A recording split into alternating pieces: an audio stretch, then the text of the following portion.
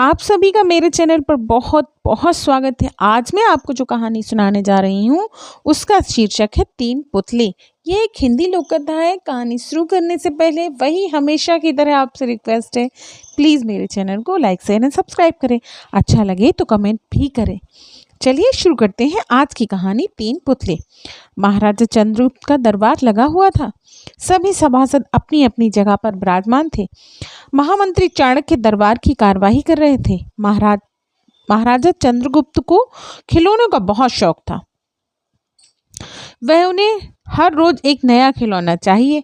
आज भी महाराजा के पूछने पर कि क्या नया है, पता चला एक नौकर आया है और कुछ नए खिलौने लाया है। सौदागर का ये दावा है कि महाराज या किसी ने भी आज तक ऐसे खिलौने ना कभी देखे ना कभी देखेंगे।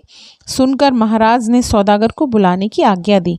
सौदागर आया और प्रणाम करने के बाद अपनी पिटारी में से तीन पुतले निकालकर महाराज के सामने रख दिए और कहा कि अन्नदाता, ये तीनों पुतले अपने आप में बहुत विशेष हैं।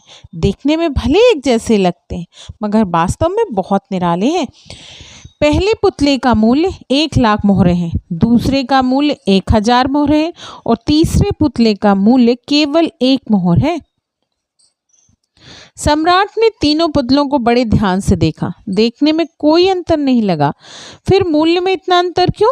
इस प्रश्न पर ने चंद्रगुप्त को बहुत परेशान किया। हार के उसने सभासदों को पुतले दिए और कहा कि इनमें क्या अंतर है, मुझे बताओ। सभासदों ने तीनों पुतलों को घुमा घुमा कर देखा, सब तरफ से देखा, मगर किसी को भी इस गुत्थी को सुलझाने का जवाब नहीं मिला। चंद्रगुप्त ने जब देखा कि सभी चुप हैं तो उसने वही प्रश्न अपने गुरु और महामंत्री चाणक्य से पूछा। चाणक्य ने पुतलों को बहुत ध्यान से देखा और दरबार को 3 तिनके लाने की आज्ञा दी। तिनके आने पर चाणक्य ने पहले पुतले के कान में तिनका डाला। सबने देखा कि तिनका सीधा पेट में चला गया। थोड़ी देर बाद पुतले के होंठ हिले और फिर बंद हो गए। तब चाणक्य ने अगला तिनका दूसरे पुतले के कान में डाला। इस बार सब ने देखा कि तिनका दूसरे कान से बाहर आ गया और पुतला ज्यों का त्यों रहा।